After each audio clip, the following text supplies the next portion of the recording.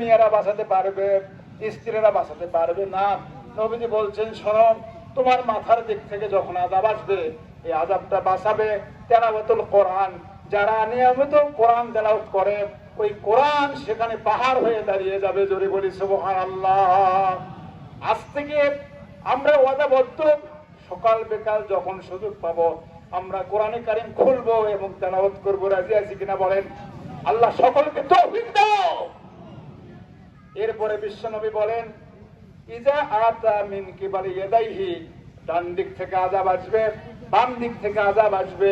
এই আযাব বাঁচানোর জন্য পৃথিবী থেকে কেউ যাবে না, কেউ হেল্প করবে না।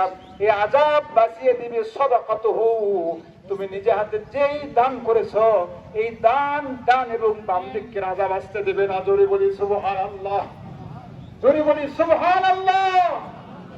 এই আযাব বাঁচার জন্য আমরা কি আজকে দান করব? বলে দান করবো ইনশাআল্লাহ। বন্ধুগণ আমার, এই মাঠের জন্য যা দরকার একটু আমি বলি। এই মাঠ কেন বিপদ